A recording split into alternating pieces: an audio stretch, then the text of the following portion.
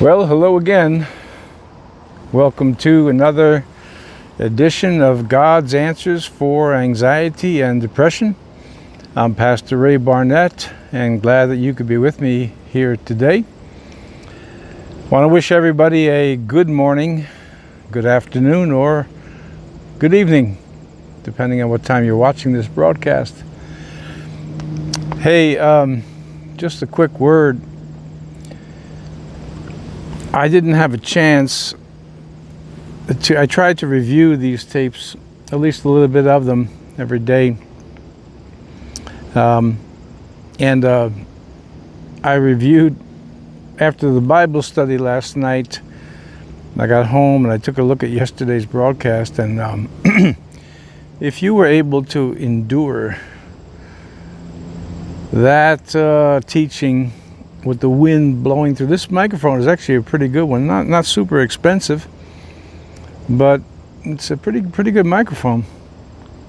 And man, I said to myself, this is like broadcasting on the bow of a ship in the middle of the Titanic.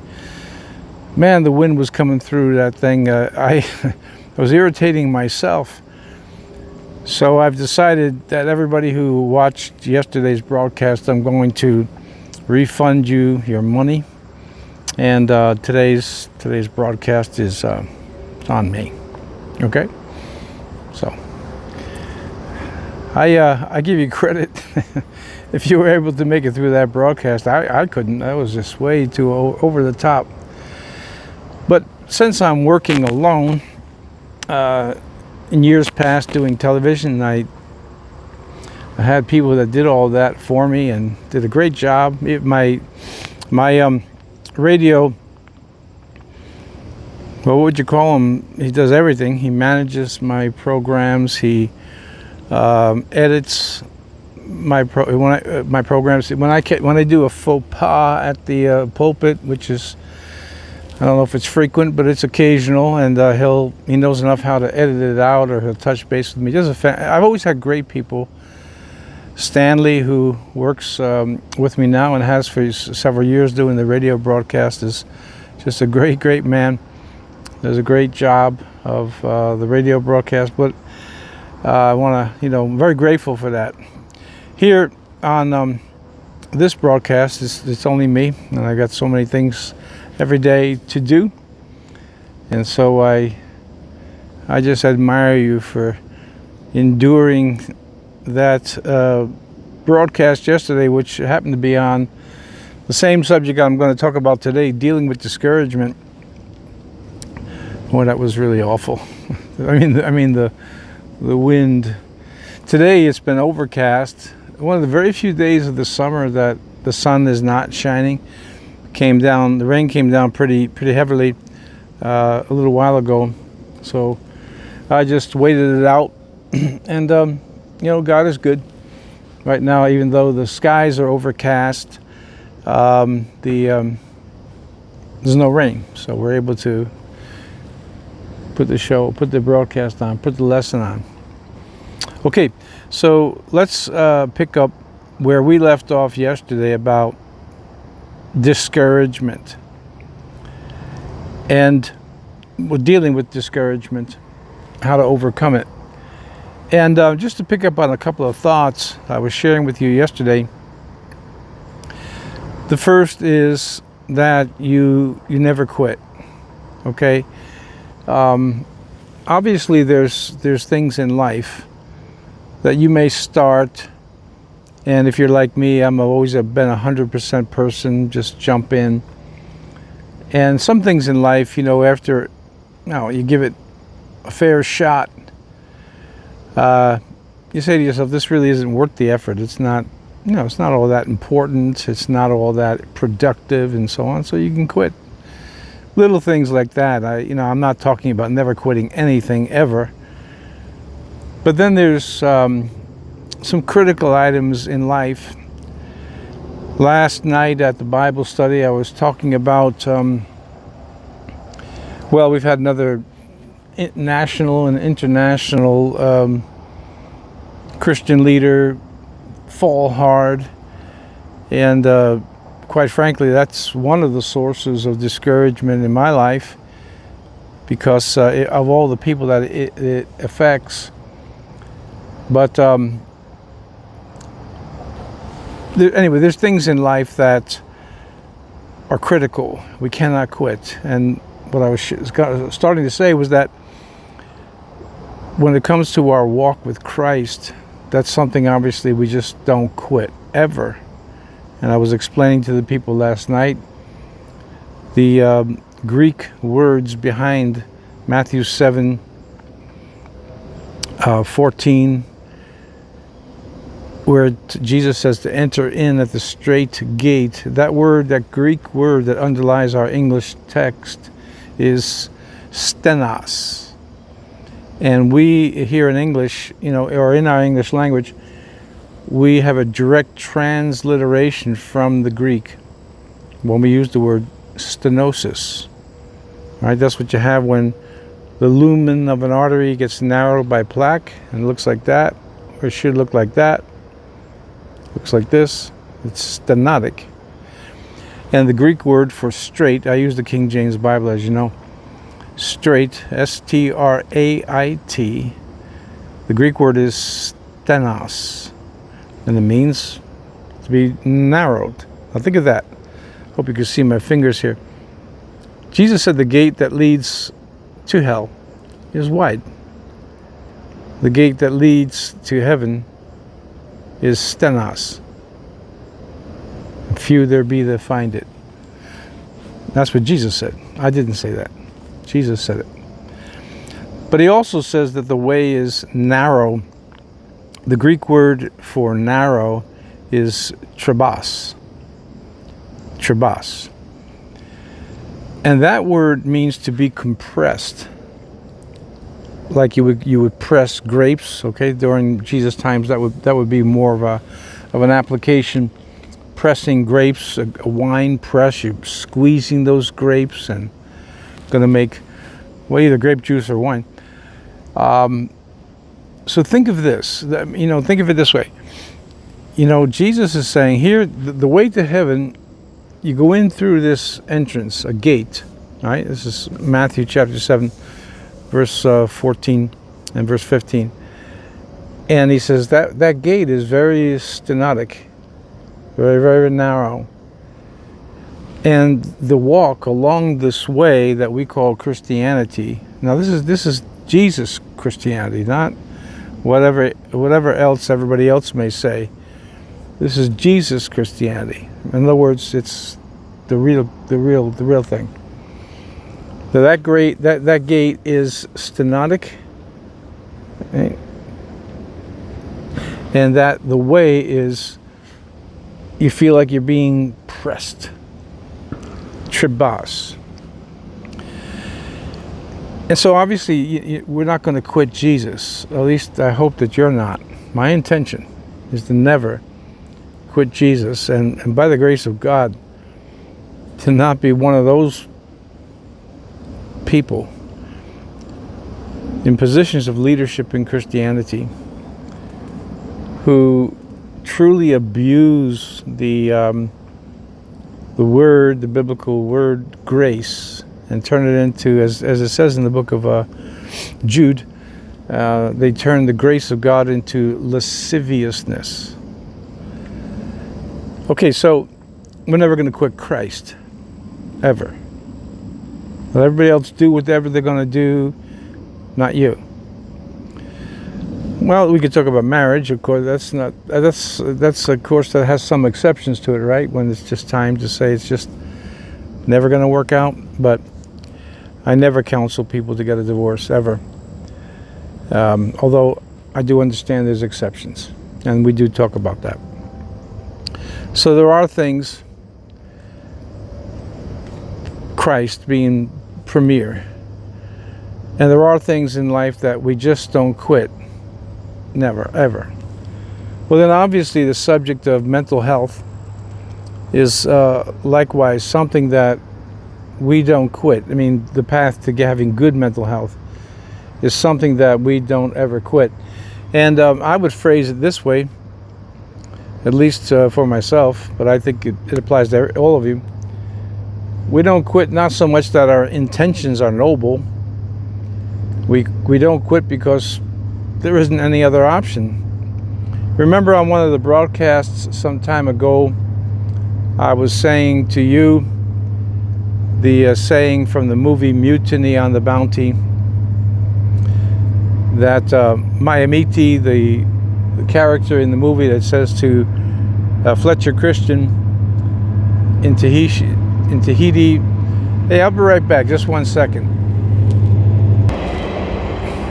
All right, as expected, Amtrak says, hey, let's schedule our train to go through.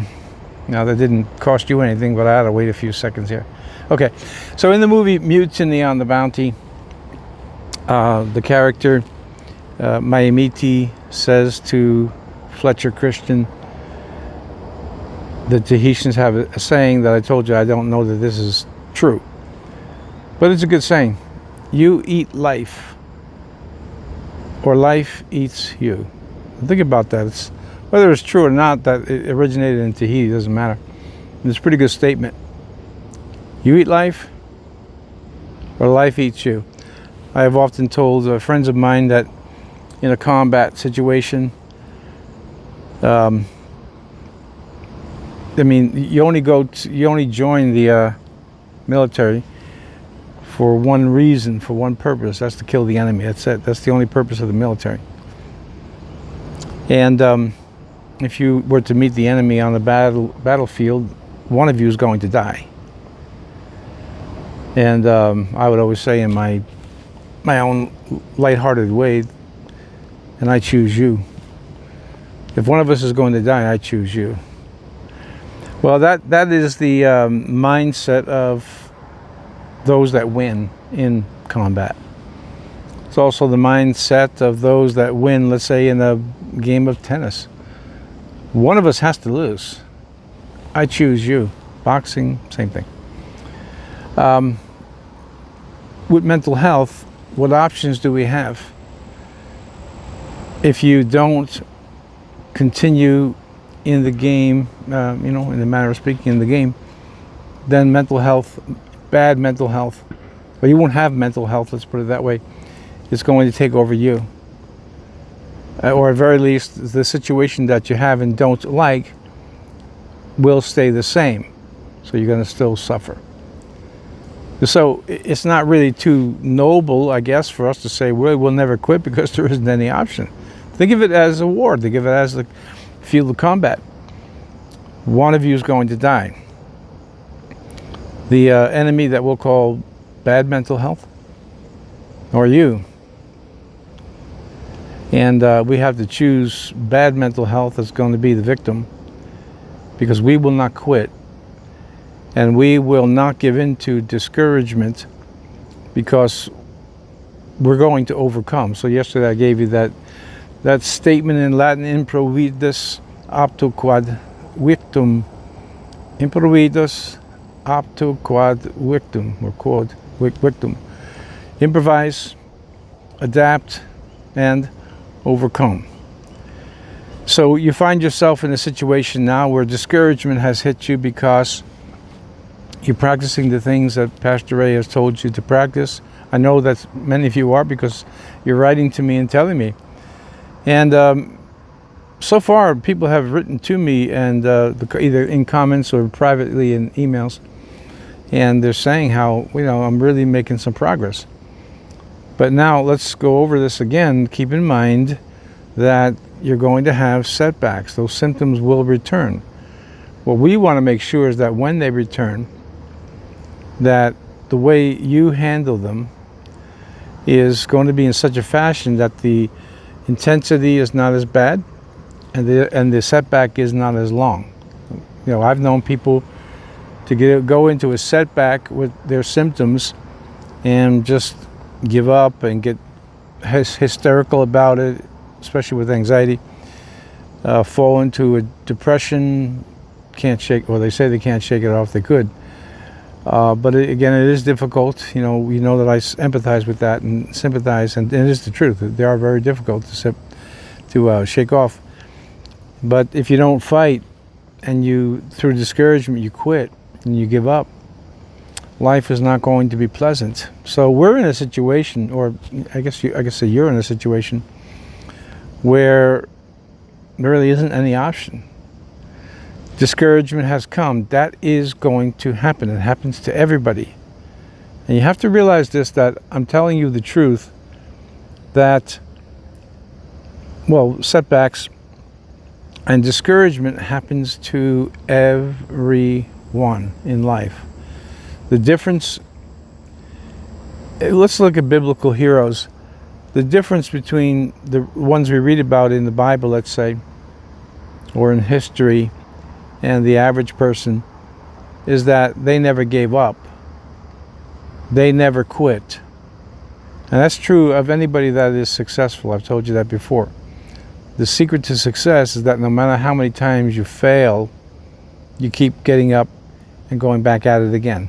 You're bound to have success. So, sticking with our topic of mental health, if you just refuse to quit, that in itself is a victory. And in the end, it's going to guarantee you overcome your symptoms of anxiety, depression, and the other mental health diagnoses, symptoms, conditions, and so on. And honestly, like I said yesterday, you can apply this to really anything in life.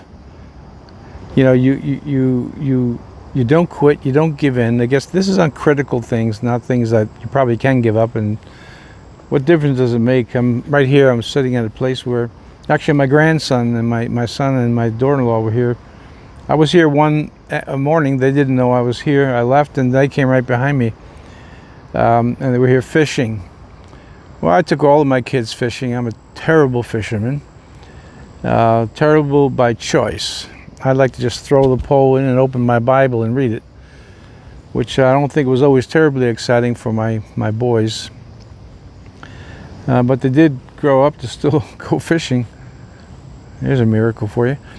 And me, you know, could throw the pole in and enjoy myself. I could not throw the pole in and still enjoy myself. I don't care if I quit. When it comes to Christ, when it comes to relationships with friends, let's say, well, they have limitations too. Let me leave that off. When it comes to Christ, when it comes to mental health, when it comes to some other goals that I have that I consider to be critical, not quitting. I'm not giving up when I have setbacks, and I do, just like you do and you are. I know that some of you are having setbacks. The secret to overcoming is you don't quit. So I mentioned yesterday, which I think that it's good advice, there are periods of times, or there's times when you have to just kind of ease off a little bit, relax. But you're not quitting, just catching your breath. This is the secret. You back off on the intensity a little bit, and just a little bit too. And if you say, well, I need a little bit more, then you back off a little more, but you don't quit. Quitting is instant disaster. And you say, well, it's hard. Yeah, of course it's hard. And I think we've firmly established the fact that overcoming these issues that deal with the nervous system and the brain and so on is not easy. And there's no way around that. There is no panacea, there is no euthanasia, there is no way to say, hey, somebody has discovered an easy way. And as the old saying goes, if it sounds too good to be true, it usually is. And I came across an exception recently where it just sounded too good to be true, but I gave it a shot. And it turns out to be something I bought. A really excellent product, and got tremendous reviews. And it was one of those, like, it sounds too good to be true, but it actually was true.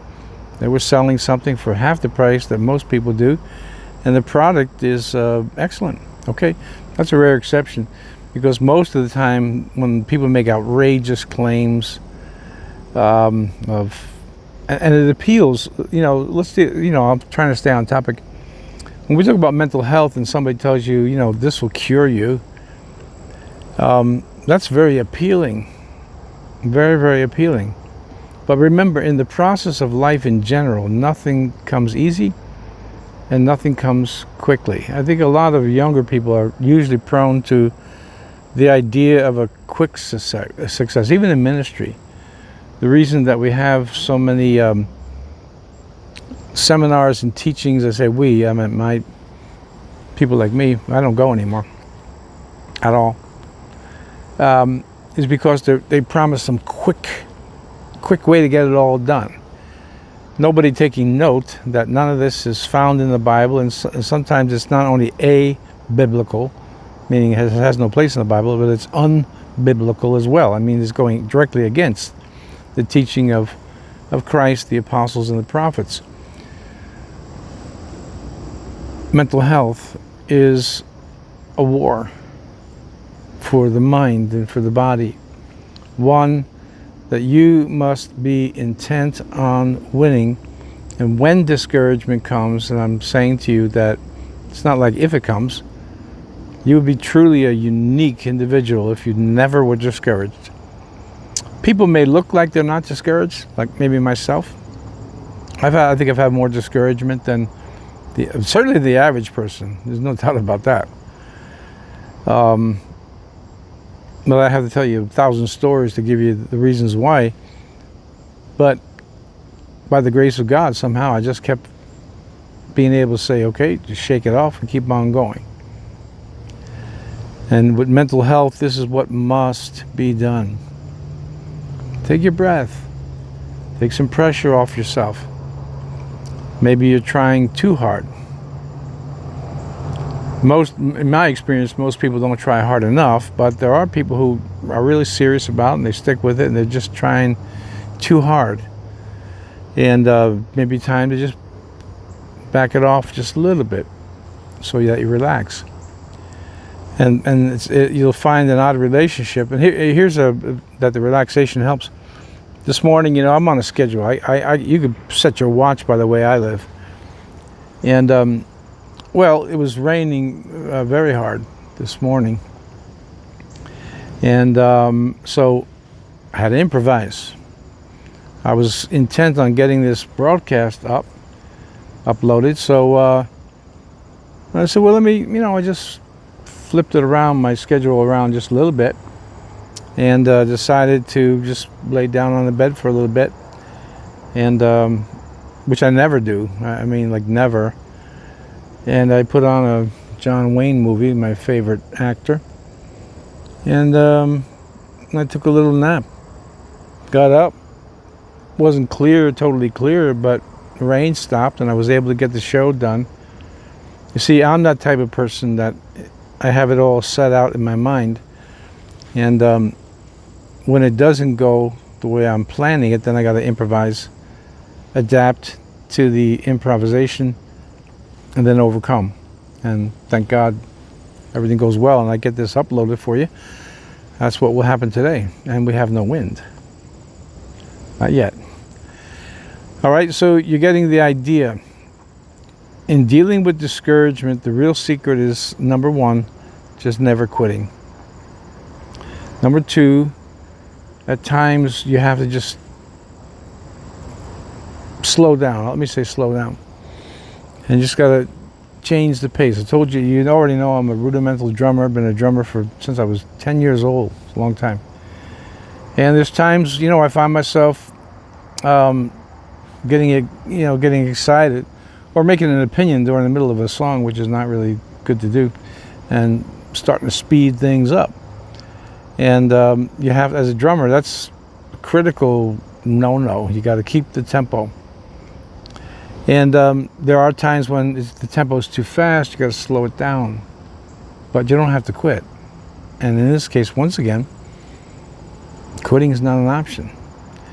So, in dealing with discouragement, we don't quit, and we evaluate the situation to see if I got to change things up by slowing down a little bit. Hey, by the way, sometimes it's a matter of speeding it up. You got to give it more attention. Maybe you're not having success, or you're having some setback because you haven't really been paying attention. I didn't even mention that yesterday. Could go the opposite way. could be you're not really being diligent enough. So let's look at both of this. Just like drumming or music in general, the tempo could be too slow, or the tempo could be too fast, or then we're looking for it to be just right. Okay, let me pray for you. Father God, in Jesus' name, I just pray for my friends who are truly becoming my friends in these broadcasts, that they would be able to adequately deal with their discouragements. And God, give them wisdom, give them peace, give them serenity, and most of all, give them the victory. I pray in Jesus' mighty name. Amen. Well, okay, we've been picking up subscribers slowly and surely ever since I started this broadcast with one subscriber, which was me. And we picked up, we're picking up at the rate of 1 or 2 per week, which is not bad. And again, remember, I would prefer we have a committed group of people watching these shows than just everybody's tuning in. Though they're free to tune in, and I would be glad that they tuned in, but they won't get much out of it. If you stick with this and be there daily as much as possible anyway, you're going to have the victory as long as you practice. Okay, so if you're looking to learn more and be with me with these lessons, then please subscribe. And make sure you hit the notification button also, so you know when these are uploaded, even though most days they're uploaded at the same time. Okay, God willing, and the creek don't rise, which did never refer to water, it meant the Creek Indians, the tribe. I'll be with you tomorrow. So God bless. Thanks for being with me again here today on God's answers for anxiety and depression. See you tomorrow.